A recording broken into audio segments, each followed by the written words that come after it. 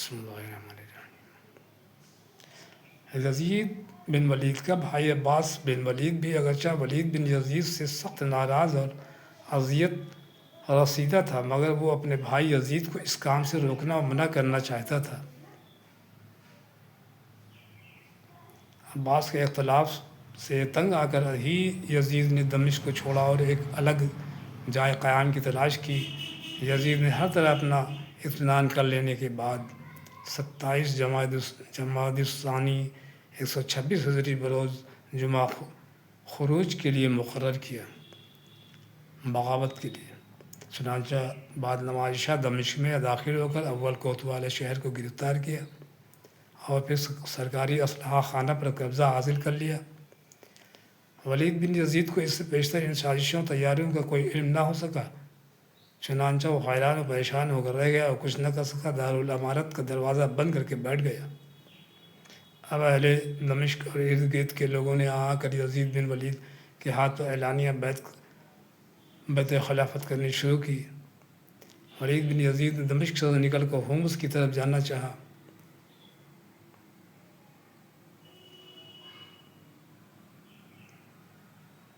آخر مقام قصر نعمانی میں یزید نے ولید کا محاصرہ کر لیا۔ ولید کے ہمراہیوں نے خوب جی توڑ کر مقابلہ کیا۔ عباس بن ولید یعنی یزید کا حقیقی بھائی اپنی جماعت کو لے کر ولید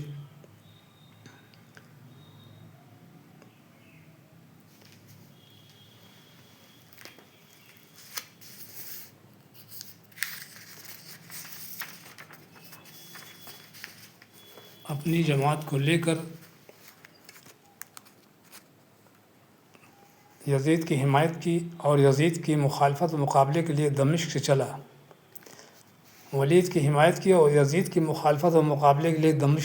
چلا۔ لیکن راستے میں اس کو منصور بن جمہور نے گرفتار کر کے یزید بن ولید کے سامنے حاضر کر دیا۔ ولید بن یزید نے دیکھا کہ اب کوئی صورت نجات کی نہیں ہے، تو وہ یہ کہہ کر کہ آج میرے لیے بھی ویسا ہی دن ہے جیسا عثمان غنی پر آیا تھا، قرآن شریف لے کر پڑھنے بیٹھ گیا۔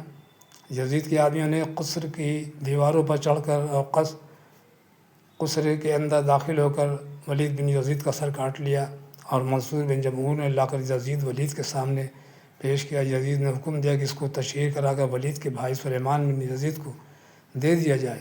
چنانچہ ایسا ہی ہوا، اور اسی روز یزید بن ولید بن عبد الملک تخت نشین ہوا۔